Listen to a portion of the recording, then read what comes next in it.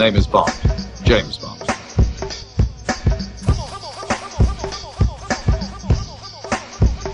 What now?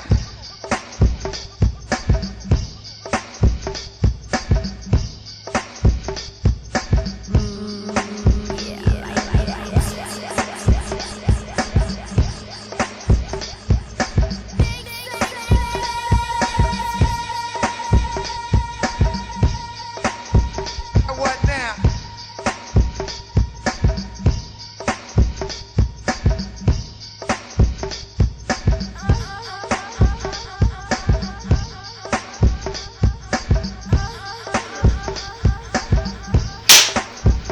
What now? Alright. Footage is best to edit in a 1080p timeline, 30 frames, or 720 at 30 frames. Footage is being recorded at 4K 2160, so you can manipulate the footage. You can crop it without a lot of noise being in it. And we're about to start. I'm going to get another spike, What now? and we're going to start in All right, that's what 5, 4, 3, 2. Uptown Gal, Gogo Michelle. Thank you for that wonderful introduction. I really appreciate that. Thank you so much. And thank you for coming to my home. But thanks for having us. You're welcome. So we want to just start off from the little girl Michelle, and we want to just take the journey with you, Okay. per se. Yes, sir. So it's not gonna be so much about me guiding you. We're just gonna go from the little girl, the adolescent stage, and you know, the things, like I said, all of them go through trials. Mhm. So, but not many come out and overcome them. Right. That's So, right. yeah, so you know, we want to talk about the overcoming part. Okay. You know, and that's what this is. This is about giving you your flowers right now. Not wait till later on and try to have a good speech at your wake. You know what I'm saying? So Right. we want to give you flowers while you're still here. Okay. Thank So you. we start off with the young lady, the little girl, the one with the what they call the Bobby socks and all that. So we want to know about her. All right. Well, I was born on October 5th, 1972 in Washington, DC at K. Fritz Memorial Hospital, which became Greater Southeast. And then I don't know what it is right now. It might be Union Hospital, something like that. But there's something still there. I haven't been there in a long time. That's on either. Southern Avenue. Yeah, on Yeah. Southern Avenue, Yeah. but in the 70s it was K. Fritz Okay. Memorial Hospital. Then it became Greater Southeast. I grew up in Uptown Northwest Tacoma section of Okay. Northwest, just about 3 or 4 blocks from Coolidge High School. Down the street from Tacoma, Rabeau and Paul were on the other end. Paul Junior High was actually closer to us. We could walk down there. Rabeau is all the way further up, you know, off of, I guess that's on the New Hampshire Avenue part. Blair Road further down, but actually it's behind Coolidge. So we want to, for the, you know, this is worldwide. So for the viewers that don't know, she's talking about Washington DC, the nation's capital.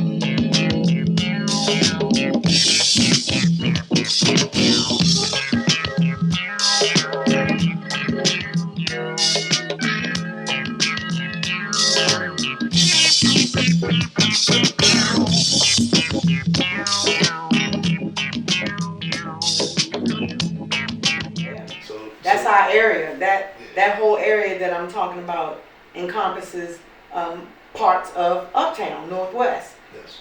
Middle class neighborhood. I grew up with 2 parents, a mother and father. I have 1 sister and a brother.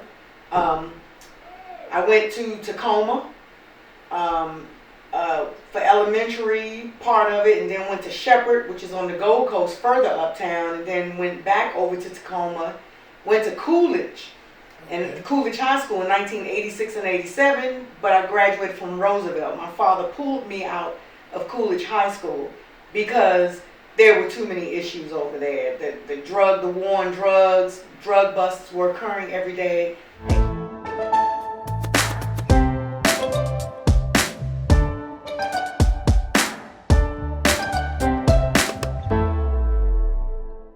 Let me just say this. As a child, it was not peaches and cream Okay. in my household. I grew up with a father who was an alcoholic. We had issues in our household. Although I grew up in a two-parent household in a single-family home in Northwest Washington DC, we had problems just like anybody else had problems. And I was just a little girl, so it wasn't like I could do anything about it. But my father and mother, had problems. Eventually, it got to a point where it was just a routine thing, a part of our household. I grew up loving go-go music because I remember my dad taking me and my sister over to Coolidge High School, and it was the parking lot where the new gym. How old was you around there? About 5. Okay. And my sister was probably 4 because I'm 18 months older than her. Okay. So Coolidge High School had the parking lot right out front, but that's where the new gym is. Well, it's not new now. They built that back some time ago. But I remember there were bands, go-go bands there. I recall Trouble Funk. They were there. Mm-hmm. They were playing. Because I remember seeing Big Tony on that stage. Mm-hmm. He was young, of course. And also, because Big Tony, they were young. They were like probably 17, 18 or something like that. And then I think the Busey Brothers.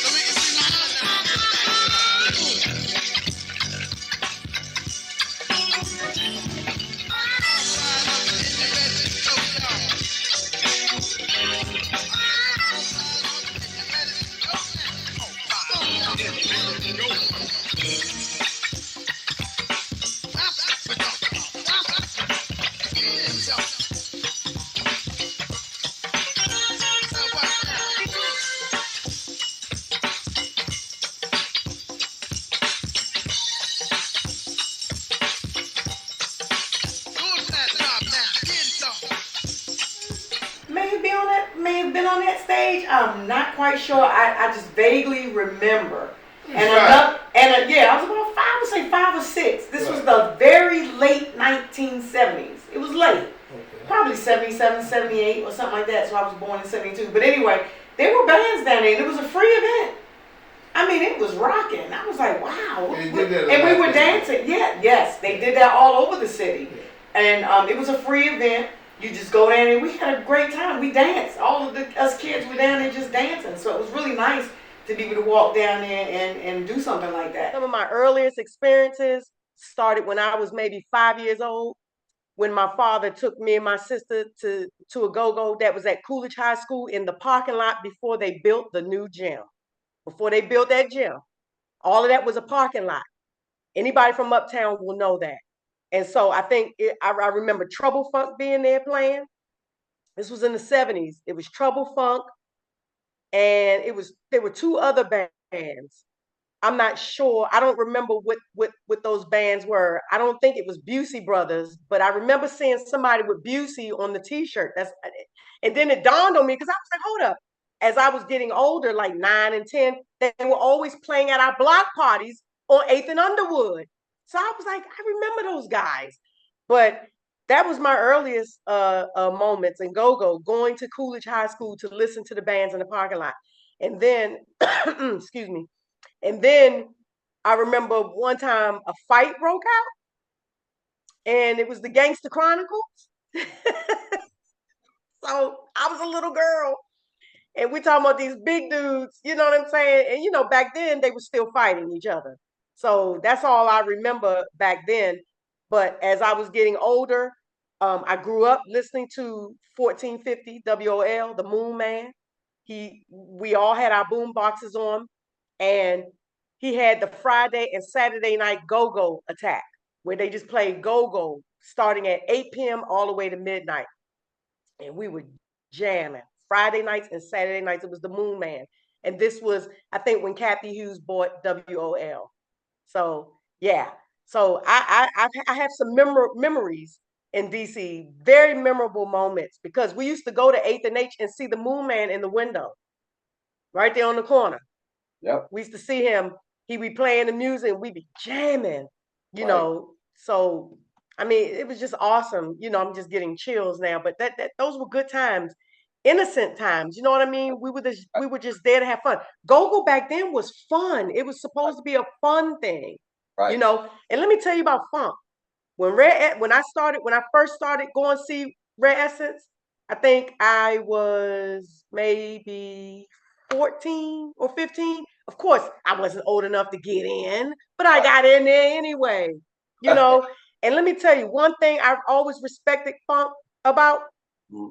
If a fight broke out, the band would stop. They started packing up. They out of there. Funk didn't play that. He did not support that. He didn't play that. I remember we were 20 minutes into a go-go at the Black Hole. I was 16. A fight broke out. Funk said, "Oh, y'all want to do that shit in here tonight?" He said, "No problem." He said, "Oh, let's go." And they was unplugging stuff and doing this and breaking stuff down and putting everything back in their bags and zipping everything up. It was messed up. 20 minutes. We got 20 minutes of partying, and then some stupid people want to break out into a fight. Right. That was the one thing I always respected Funk about. He didn't support that. He didn't support that. So I say that to say, when I was going to the Go-Go's, it was supposed to be all about fun. Nobody was promoting violence. They didn't want that crap there. You see what I'm saying? But it always seemed to happen.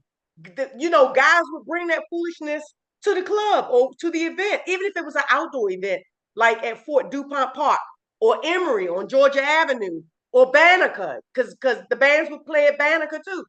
Even if it was an outdoor event, it was always some kind of foolishness going on.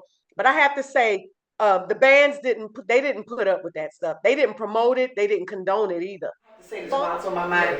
There's a band they always started off the go-go show on the radio, and it went like this: dun dun dun dun dun dun dun dun dun dun dun. Do it again. Dun dun. Double it up now. Dun dun dun dun dun. Double it up, y'all. Dun dun dun dun dun dun. Say what? I don't know who that is. I don't know if that was Pepworth. I don't know if that was Pump Blenders. I don't know if it was Max Extension. Hold up. I don't. 7th and 8th grade, Max Extension had Happy Feet, so we were doing that. But that, I don't know who that was. I was trying to find that track. Well, we're gonna do some research on it. Yeah, do that. We're gonna research. Yeah, I remember, said double it up now. Double it up, y'all. I say what? So I don't know who that is. It might be Mass Extension, but if somebody's looking at this video, I hope they can tell us who that was, because I've been trying to find that. So when this airs, somebody put in the comments and they'll tell us what it is. Yes. Help us out. But anyway, the Go-Go show would start off with that song, and it was cranking. And the show would come on at 8 o'clock at night. So we were kids listening to this every Friday and Saturday night. It was a wonderful thing. You don't have that now, where we can listen to go-go like that flawlessly without a DJ mixing everything and then you got to cut off, be off the air in an hour. No, we heard songs. These bands had original music. Yeah. So anyway, that takes me through elementary school. Then we go to high school. Because elementary school, of course, we were kids. We were protected. Let me ask you this, though. We weren't out in the streets like that. Before we get to high school. Okay. What was your early, because we're getting ready to get into high school, so that's early adolescence. What was your early adolescence like, because now it's a transition from childhood to, a young lady. What was that like? Let us know about, now you got little boys trying to talk to you, all kinds of stuff. So yeah, let's talk about it. Well, the boys didn't try to talk to me in elementary school. We talking about junior high. No, but I want to tell you. But I did have a crush on somebody in elementary school. His name was Paul Arnold. I had a crush on Paul? Y'all did Paul. I had a crush on Paul. He was a cutie pie, always a cutie pie. Paul didn't even know it, right? Nope, I never even said it. But I had a crush on Paul Arnold. He's on Facebook. Okay. But anyway, then when I got to... Pretty Paul is what they call it. Pretty Paul. That's what they call it. Anyway, then when I got to middle school, Tacoma, 7th and 8th grade, man, we had the time of our lives up in that joint. But I have what to school say, was that? Tacoma. Okay, Tacoma. But let me say, I got picked on a lot. Me and my sister were bullied a lot. So when these kids be saying they dealing with bullying now, we dealt with that shit back then. But how did you and it was messed up. How did you have it? I I really didn't. It was nothing I could do. I had to deal with it. They didn't deal with it in the school system all like that with bullying, because bullying wasn't a big issue at the time. Now we have these no bullying policies in the school systems now, in the district, as well as Maryland. Okay, so we're gonna stay on the course now. You said that you and y'all endured some bullying. Yeah, people didn't like me and my sister because we were pretty. So what was your grades like? Because we were pretty. My grades were great. Okay. I wasn't as good in math. Okay. I needed help, but I was never good in math. That was my worst subject. Did you play any sports, any cheerleading, anything, activity? In elementary school? No, you talking about junior high. Okay, at Tacoma, at Tacoma, I don't recall playing any sports. We just did normal stuff at recess, playing double dutch, stuff like that. Okay. But I was always being bullied, and that's really, really sad. Stuck with you. Yeah, I'll never forget it. The people who bullied me are on Facebook today. They right on there. Yeah, they're on there. Okay, I was bullied because me and my sister were pretty girls. We were pretty. And we were penalized for having a white mother. Oh, yeah. My mother is a white woman, and my father was a black man, but he passed away. So. Sorry to hear that. Yeah, thank you. Mom's still alive? She's still alive. Yep. Okay, hey mom. But we were penalized. You know what I'm saying? For having biracial parents. For both of my kids, I had 2 girls. They biracial. Yeah. So. And you know what? Thank you for saying that, because you can't help who you love. So you should just be able to love who you want to love. Well, you know about my oldest daughter, she passed. So yes, I remember. Yep, I remember you so did discuss that. I still got one still here, and she had a little girl. So okay. We yeah. But we were talking about you being in an interracial family. That you think that I mean, yeah, interracial. Yeah. Yeah, you think I'm the offspring of interracial parents. Do you think that was one of the issues at school with the bullying? Hell yeah! They said it to us. They called me chocolate vanilla. They called me zebra. That was some fucked up shit.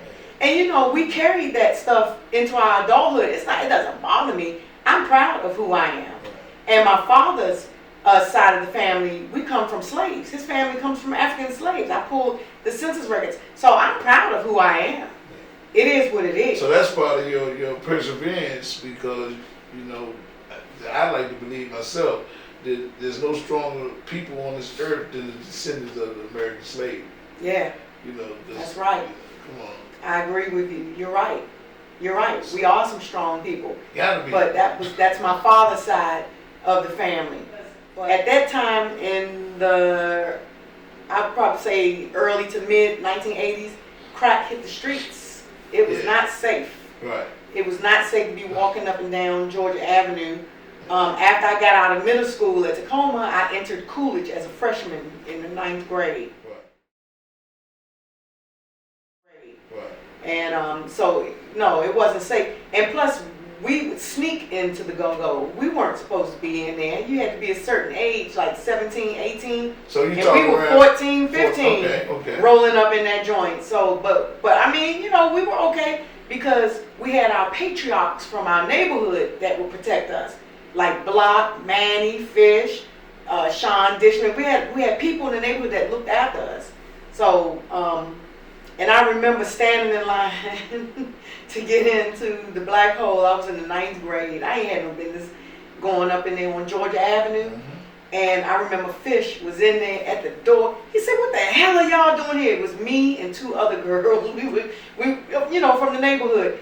And one of them was Sylvia, Googie Burton's sister. We trying to get up in there to have fun. And Fish said, "What the hell y'all doing up in here? Y'all ain't coming in here. Y'all ain't coming in here." We had an attitude. We said, "Oh, yes, we are." I said, "Yes, we are." And I remember we were just acting like kids. We were like, "Oh, hell yeah, you ain't turning us around. We going in here." So we got in, though. And Fish said, when this is over, you take your ass home. He was like, take your ass right back on up Georgia Avenue and go home. So you mentioned Googie. That's one of the... Googie Burton. Yeah. Greg Burton. He was 2 blocks over from my house. One of the best sound guys ever in gogo. He'd been doing it since the 1970s when it was analog. Yeah. When everything was analog, because I used to be in their basement. Mrs. Burton was our babysitter. He did sound for my band one time. Oh, that's good. Yeah, he did But his mother was the neighborhood babysitter. So I used to be in the basement when Goog was like a big teenager, 15, 16, something. I was a kid, little child. We used to be in the basement and he would play records for us.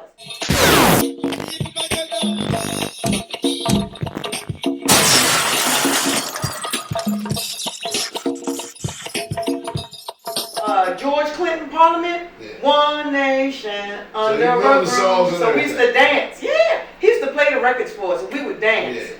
Yeah. And so you and his sister was cool. Yeah, because we were the same age. Oh. Definitely, Rare Essence is a go-go legend. Mm-hmm. Funk is legendary.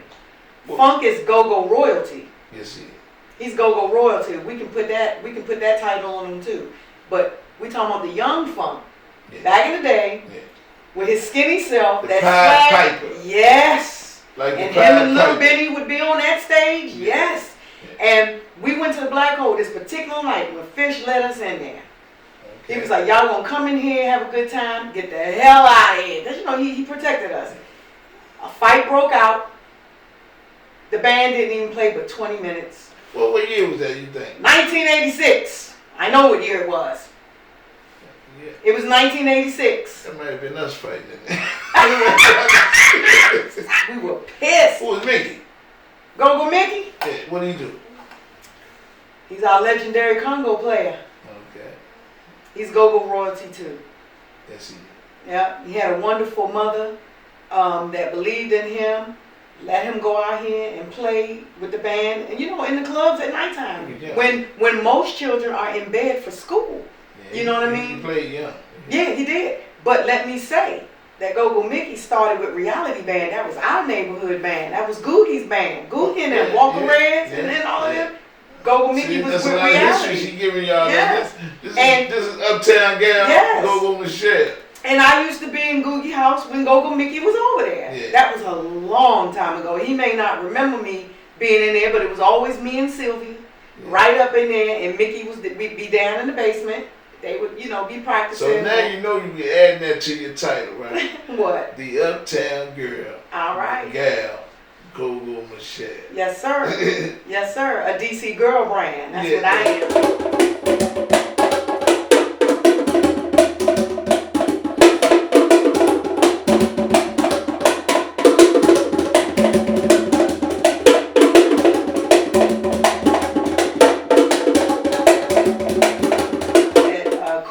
School for 9th and 10th grade for my freshman and sophomore year. It was tough being there because a lot of the kids were selling drugs. They were selling boat.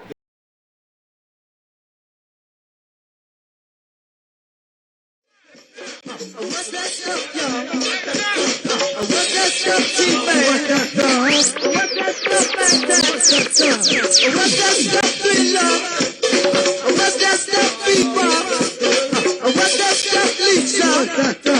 What's that stuff, Ubi? Talk about what's that stuff in the aluminum bowl. Oh, you might be talking about a chemical. If you smoke too much, you might lose control. You're gonna be the part of who they're gonna rock your door. When you start to cane, it makes you go insane. But dark party in a group out there. We just here to entertain. And listen, try your brain, Bolo. Try your brain back. Try your brain fat. Try your brain moving.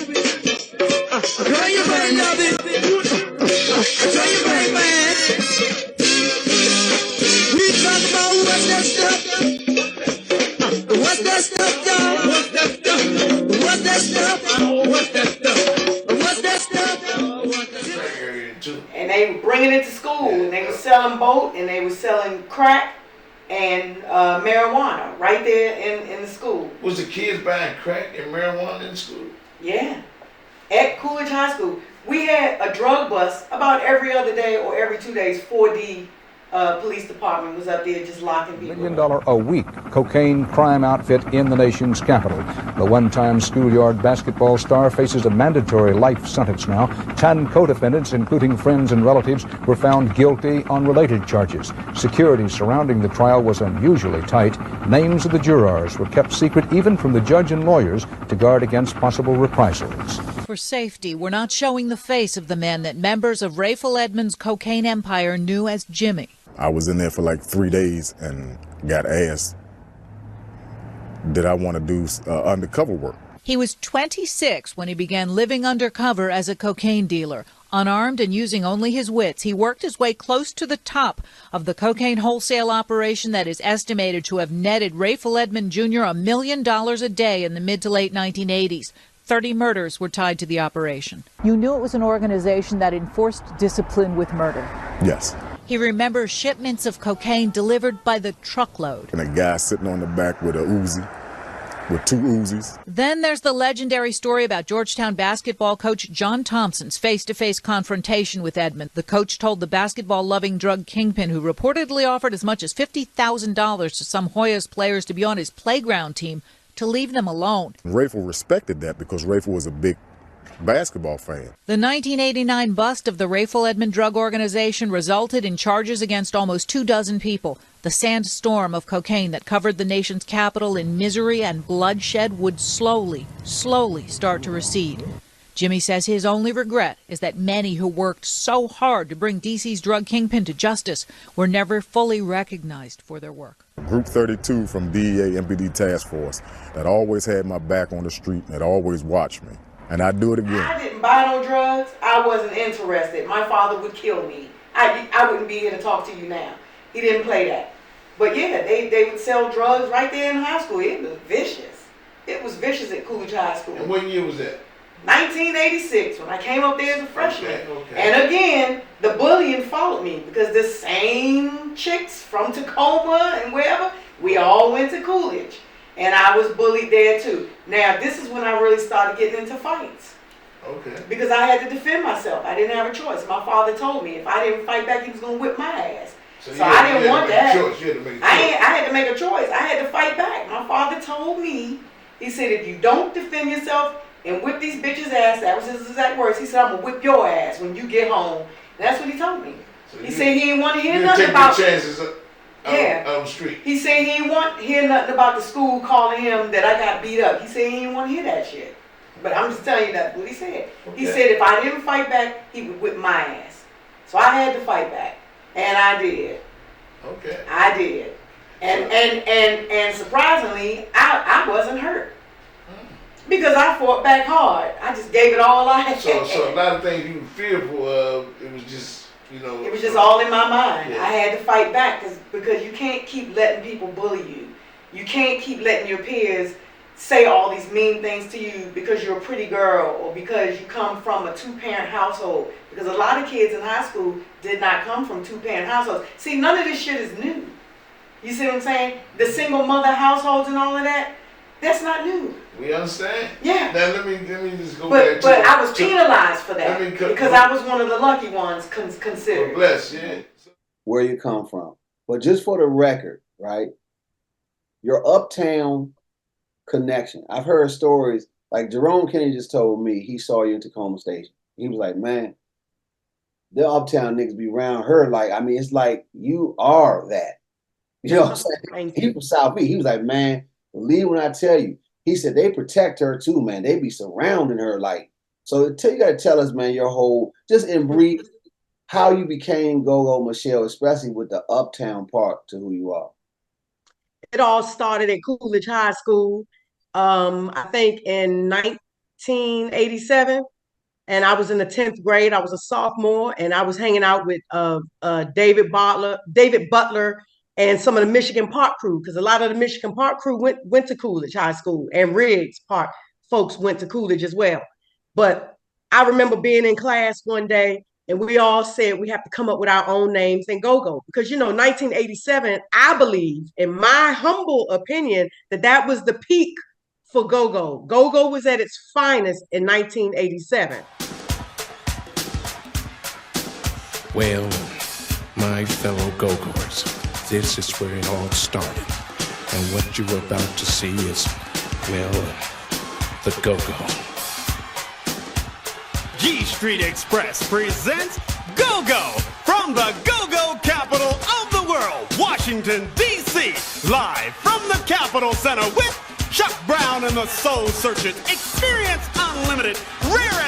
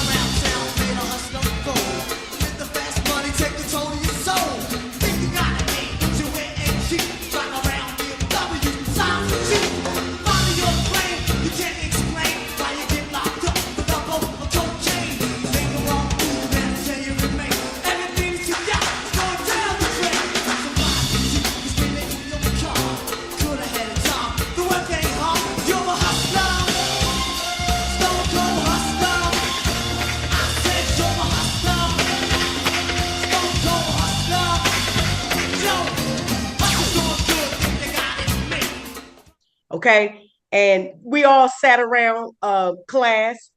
And I was in the band too. I played for the marching band. So I was in band at Coolidge. And we all sat around and we said, we all need a go-go name. We need our name.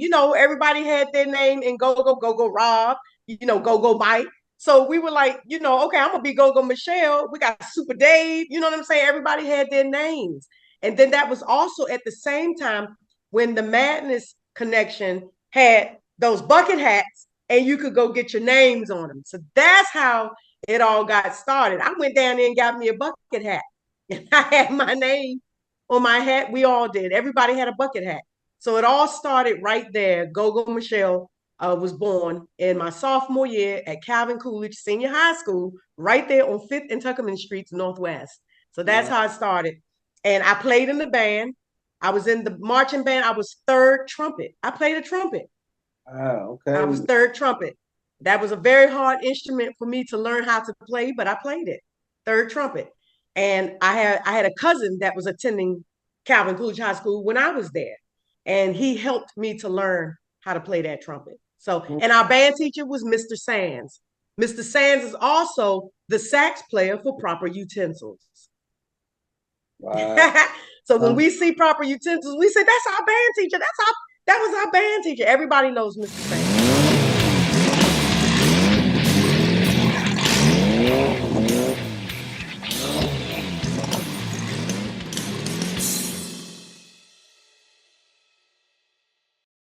But what I'm saying to you that, look, tell us again, or help us understand, give us some color to Uptown, right? What is that? McKinley Street. Now, what is Uptown to those of us who want to learn? I have to say that my neighborhood of Uptown was a remarkable place to grow up. Mostly single family homes. Of course, we had the semi-detached houses. I wouldn't say DC has townhouses. I didn't even know if they were called townhouses back then, but a lot of homes were like semi-detached, two together, but they each had an end unit. But mostly the neighborhood I'm from, mostly single family homes. I grew up in a two-parent household. My father was an attorney.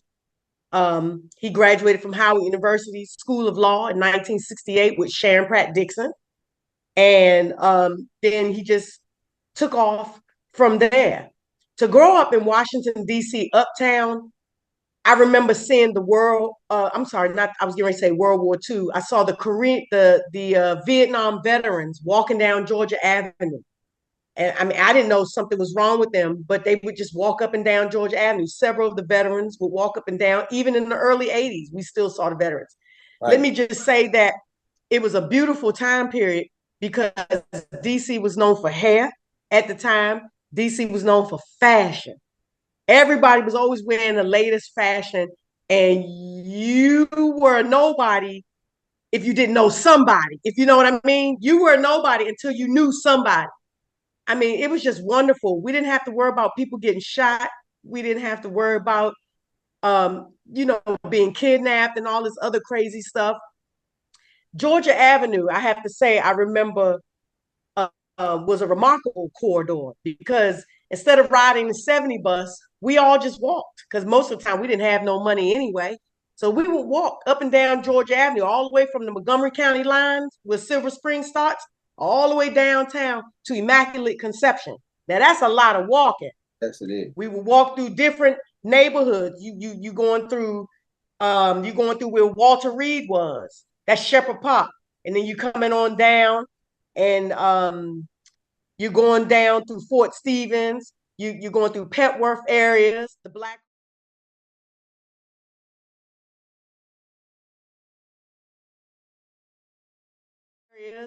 Hole areas. You're going by Park Road. You're going further down Kenyon Street.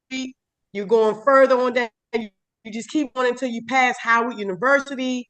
Because of the place you mentioned, and you coming down through some places where you might get punched. Yeah, that's true. Yeah, that's true. That's true. And the girls were fighting and jumping people back then too. Yeah, they were. But nobody bothered us because the guys in our neighborhood, Manny, Sean Dishman, Fish, the whole crew of Georgia Avenue and Rittenhouse, they always told me and my sister, if anybody messed with us, let them know. They would handle it. And they meant it. They meant it. You know, they always protected us girls from around the neighborhood. They didn't want anything to happen to us. They saw us as good girls, if you know what I mean. We weren't getting into trouble or anything like that. But you know, we had some kind of camaraderie, I would say, a respect, like a family unit in our community. You know what I'm saying? Uptown looked out for Uptown. You know, they looked out for their own people. But I remember the Georgia Avenue corridor was just wonderful. Just you could walk up and down the street and all you saw was mom and pop shops. You know, good food, great eating, any type of ethnic food that you're looking for, Jamaican, you know what I'm saying, Hispanic, African, you know, they were mom and pop stores. I remember Parsons Deli was right across the street from Emory Park, you know, right there, just before you get to Kennedy Street. You had Parsons Deli. We had a lot of mom and pop stores, but the corridor was bright and beautiful and bubbly. Metro hadn't begun to extend its line just yet. So there was no construction and stuff going on. People were always walking up and down the street. People were friendly back then. They spoke. They would say hello or good morning to you, or, you know, or whatever. We had places where we could go as teenagers, like to the rec, play basketball, swim, you know, playing bumper pool, make gimp string, whatever it was. But it was live and bubbly back then. We walked freely up and down the corridor, Georgia Avenue corridor, without any issues. We really didn't have any issues, you know. But it was a bubbly environment. When did things start to go left? What era? I need like a year when you visibly saw things changing from the bubbliness to something else. When that crack epidemic hit Washington DC and just tore the whole thing apart.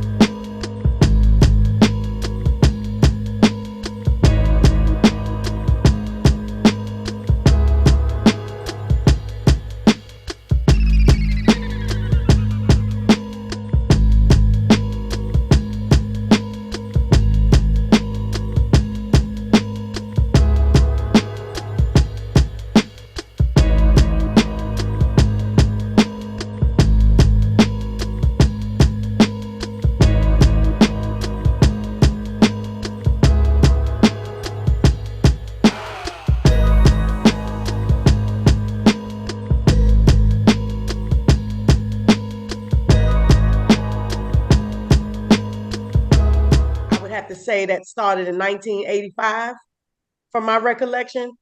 But yeah, that crack epidemic came in and just tore everything apart. It tore families apart. A lot of our friends didn't have food to eat. Their parents were on crack. They were addicted to crack. It was really sad. We saw people's parents on Georgia Avenue looking for crack. Right. You know, so it was just embarrassing how it came in and just broke up the family structure like that. It just tore the entire community apart, all up and down that entire corridor. It just tore it up. Tell us more about that 10th grader, how she managed to stay involved in the in crowd, but at the same time, you didn't get caught up. How'd you do that? A lot of people did get caught up.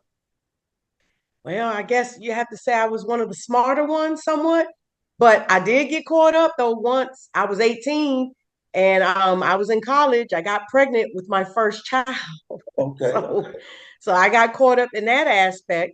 And so now Michelle has become a single mother because before the baby was born, he went to prison. And so he did a 20-year bid in the feds. I had no idea this guy had a criminal background. I didn't even know. And that made my parents very upset. So what I had to do was I had to rethink my life on where it was going to go. There was no time for playing around. There was no time for foolishness because when you have a child involved, you have to grow up quick. You have to grow up. So what I did was I took some time off to raise her. And then I went to nursing school. I had to get back in school, and I went to nursing school because I knew that if I got into the medical field, I would have a sure chance of getting a job. They needed nurses, a whole lot of medical professionals in the 90s, in the early 90s. They needed a lot of people. So I got a job, and I worked in the medical field for maybe about 10 years or so. And then I decided to go back to school, and that's when I went to Howard University.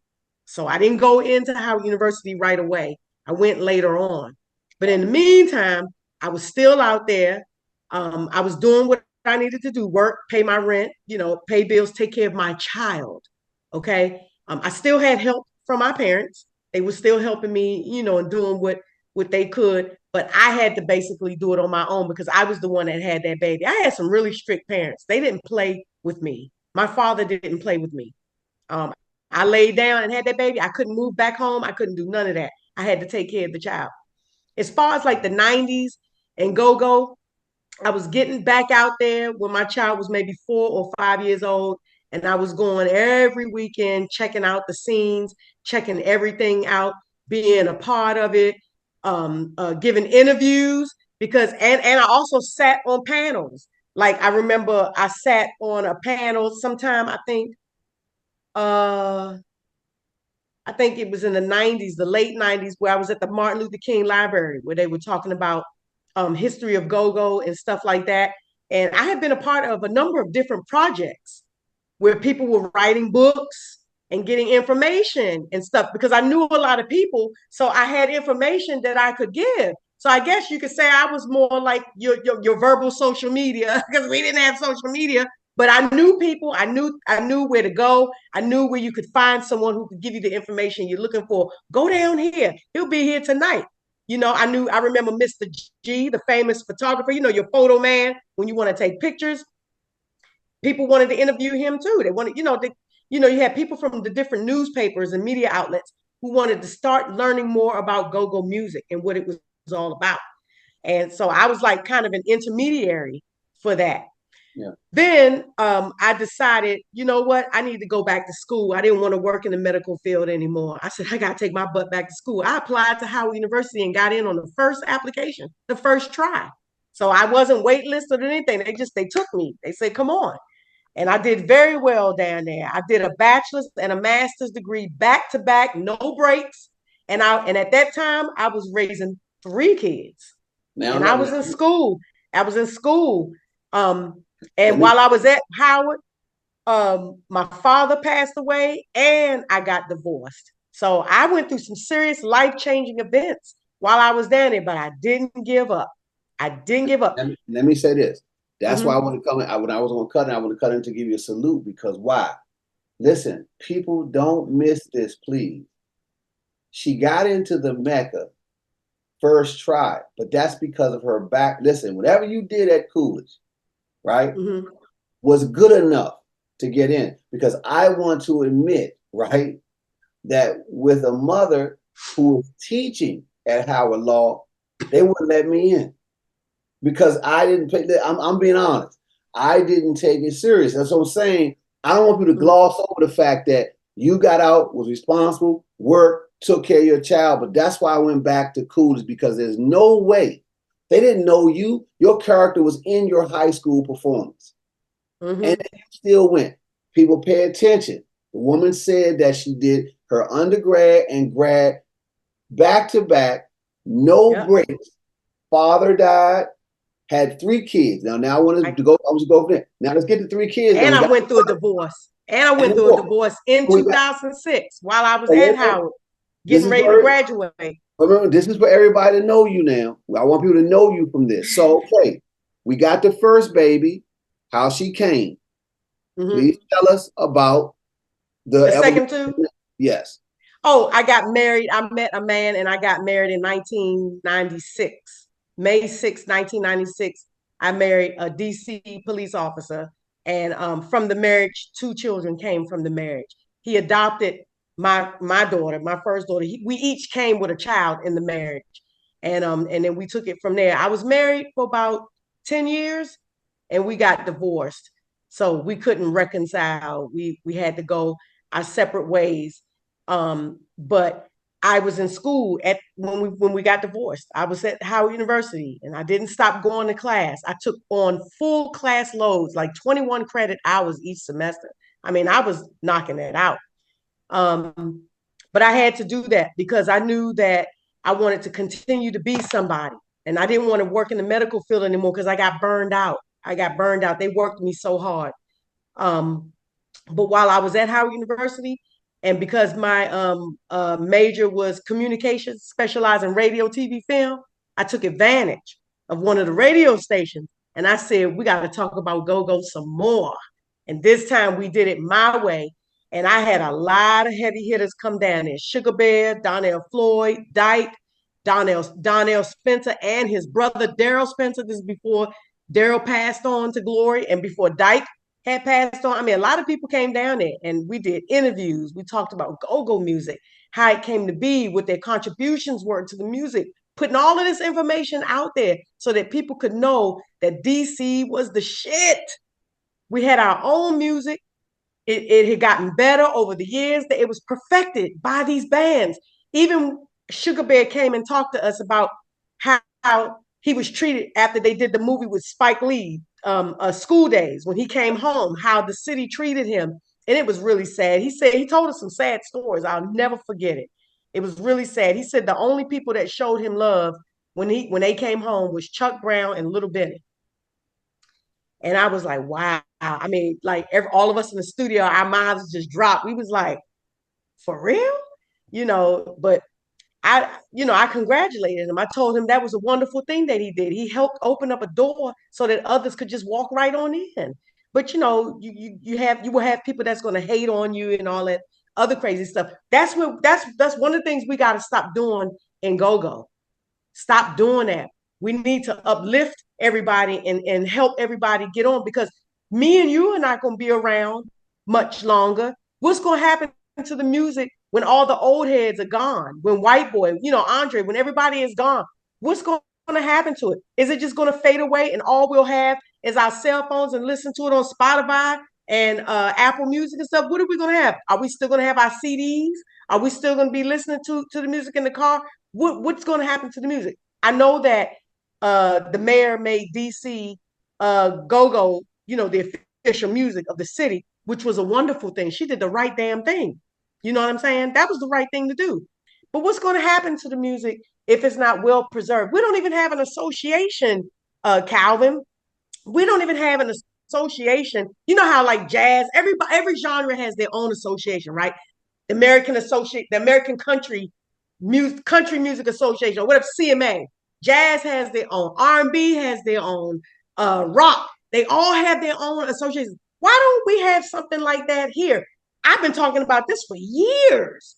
We need to have a member organization for go-go bands. You see what I'm saying? So that when whoever pays dues and pay what they're supposed to pay, they can have health insurance, they can have 401k plans. Do you know some of these band members don't have none of that set up? Michelle, man, you are an absolute treasure. Let me tell you why. Because I've been in a bunch of group conversations, with all kinds of guys who are in the genre. And I tell you, you just bring my heart jumping, because I tell you, man, the Go-Go Roundtable is all about these geniuses, right, that come together. The roundtable is what people don't understand what that means. That means these talented, really creative people come together for the betterment of the culture and music. I'm telling you that if these people could hear you talk, that's when they see this, because you are literally one of those beacons that we need, because everything you're saying, when I tell you that these go-go veterans behind the scenes are crying out for exactly what you're saying, this is why it's such a pleasure for me to let people see who you are, because these people don't understand who they're talking to. And a person who has done, we haven't, and we probably won't, because I think I may have that in other segments, but the things you've done in your life, man, it deserves respect and salute. And that's why I'm saying, like, hopefully we can talk together on another thing and get this stuff as part of our legacy of maybe creating these things and have them in place before we leave, because, man, It's serious.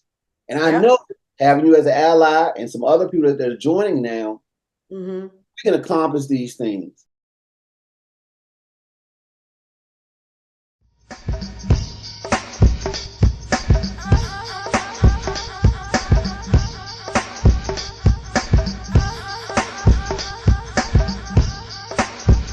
What now?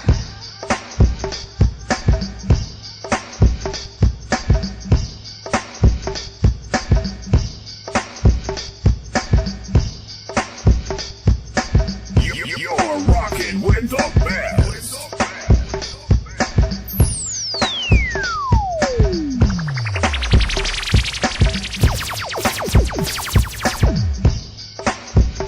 What now? All right, that's what we're talking about, y'all.